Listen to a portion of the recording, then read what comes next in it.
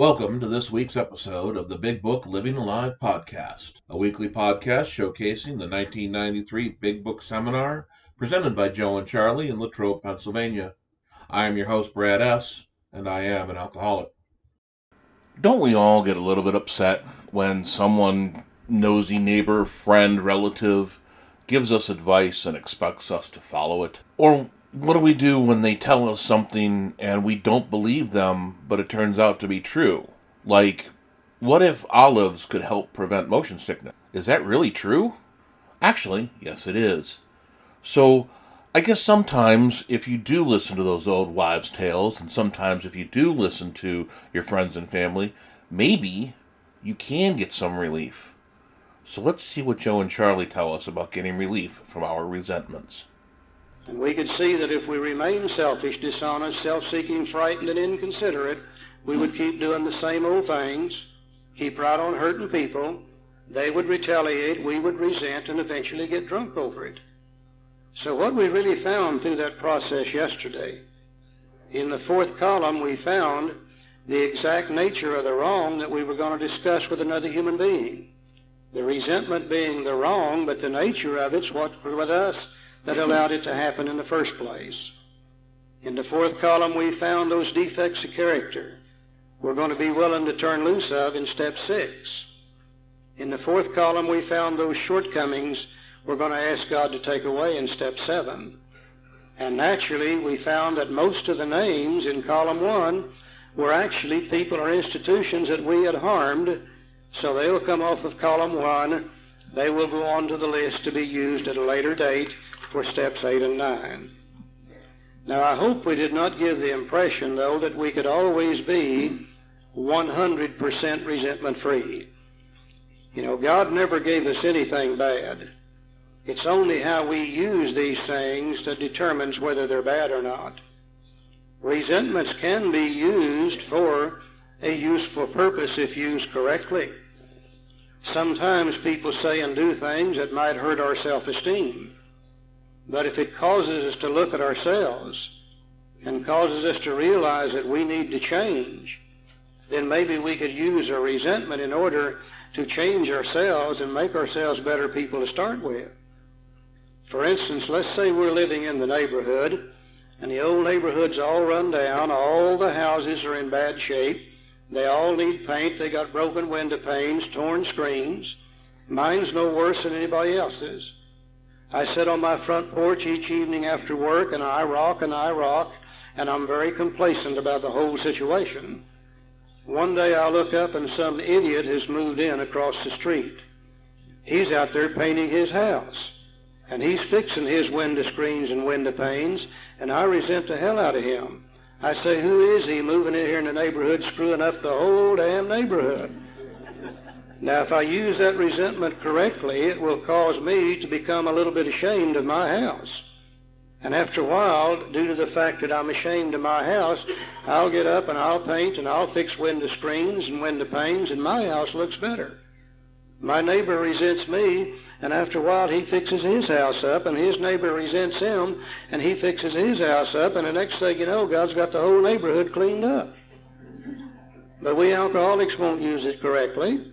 We'll sit on the porch and we'll rock and we'll rock and we'll resent and we'll resent.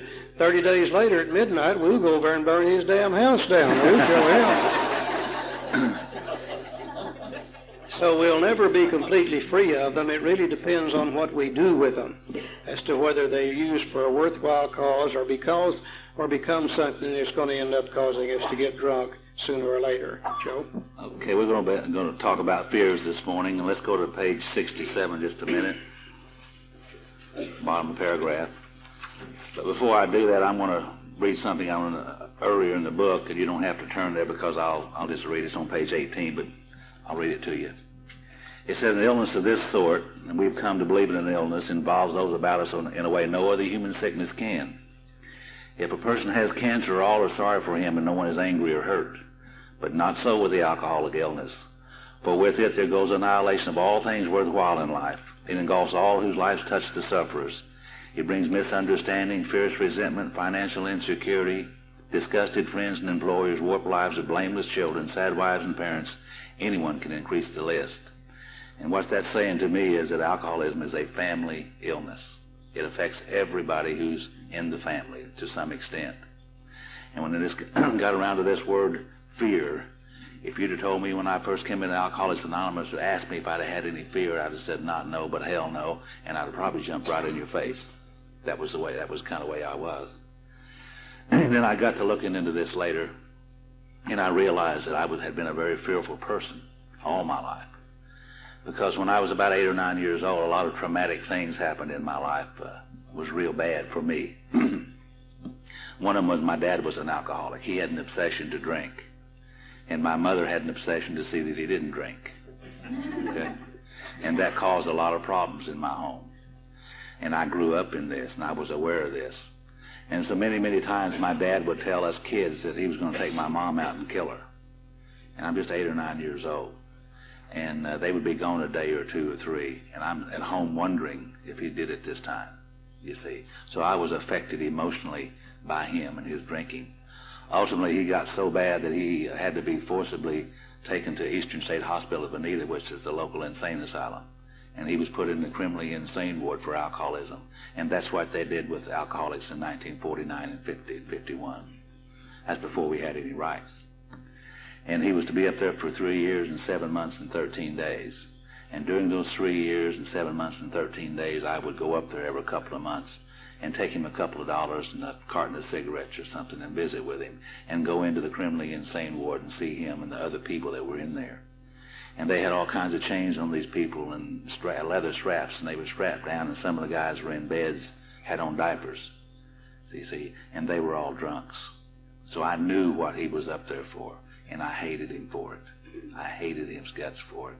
And that's when I made a decision that I don't need God, nothing, or nobody. And I wasn't going to depend on anybody emotionally anymore the rest of my life.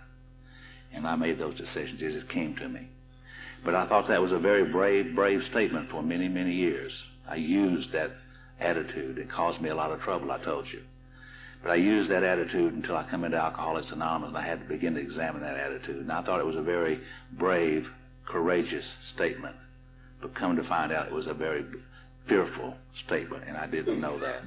So these emotional fears, as I grew, these things grew with me, and I didn't know.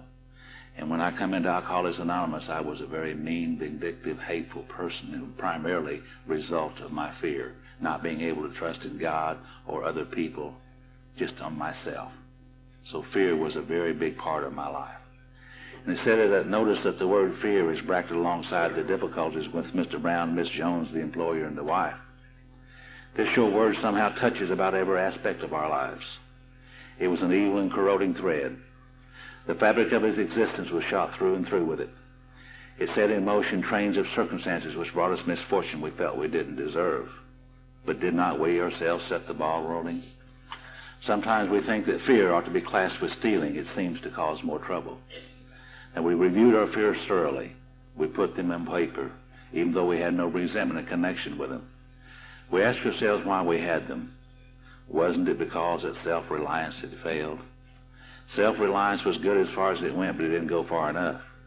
Some of us once had great self-confidence, but it didn't fully solve the fear problem or any other. When it made us cocky, it was worth. And that was my problem. I was a fully self-reliant person. I didn't need God, nothing, or anybody, and that failed me. And then I didn't know what to do. It was only after looking at my fears, looking at this inventory in this area, that I was able to find a solution for those things. As I mentioned at the top, I don't think anybody likes being told what to do. We're not children anymore. But that fear that someone's going to tell us, direct me, make me do what I don't want to do, that's just something I could never handle in my active addiction, because how dare you? So when they talk about the damage, the impact, the fear does, it is crippling and it causes damage. And once you complete your 4th step and start working towards the 5th and 6th to get that relief, it wasn't that hard for me to then start listening. And first thought wrong was really hammered in from the beginning, and it started to make sense. I know a lot of the platitudes that you hear in the beginning, you just sit there and you look up and you go, what on earth are these little stupid signs? But really, once they start coming into focus and once you start applying them, they really do impact, or they do for me, impact my recovery and sobriety. And I'm glad that they were there now. So, get rid of the fear, clear the mind, keep working the steps.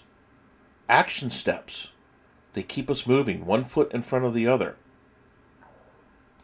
I hope you enjoyed this week's episode as much as I did.